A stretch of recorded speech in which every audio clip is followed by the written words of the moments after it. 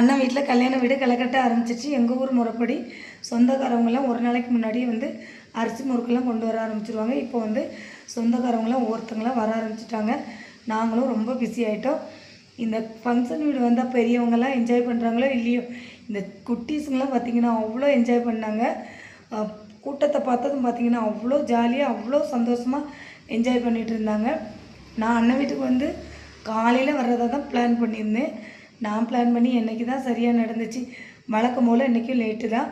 காலையில் வரேன்னு அன்னிக்கிட்ட சொல்லியிருந்தேன். அப்புறம் மத்தியானம் தான் வந்து சேர்ந்தேன். நான் வர்றதுக்குள்ளே இங்கே வேலை எல்லாமே முடிச்சுட்டாங்க. சமையல் வேலையெல்லாம் வந்ததும் சாப்பிட்டுட்டு வெட்டியாக தான் உட்காந்துருந்தேன். அப்புறம் பார்த்திங்கன்னா 4:30க்கு மேலே நான் பயங்கர பிஸி ஆகிட்டேன்.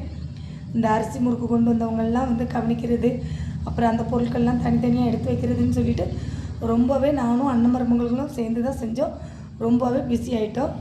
அப்புறம் இனி வெட்டியாக இருந்தால் முடியாது அப்படின்னு சொல்லிட்டு இந்த வேலையெல்லாம் முடிச்சதுக்கப்புறமா சாப்பிட்டுட்டு கையோட அடுத்த நாள் கிளம்புறதுக்காக சின்ன சின்ன வேலையெல்லாம் முடிச்சு வச்சிடலான்னு சொல்லிட்டு நாங்கள் எல்லாமே சேர்ந்து கொஞ்சம் சின்ன சின்ன வேலைகள்லாம் வந்து செஞ்சு வைக்க ஆரம்பிச்சிட்டோம். அப்போ தான் நாளைக்கு வந்து நம்ம மேரேஜுக்கு வந்து சீக்கிரமாக போக முடியும்னு சொல்லிட்டு இனி நாளைக்கு பார்க்கலாம் டயத்துக்கு போகணுமா இல்லையான்னு. பாய்.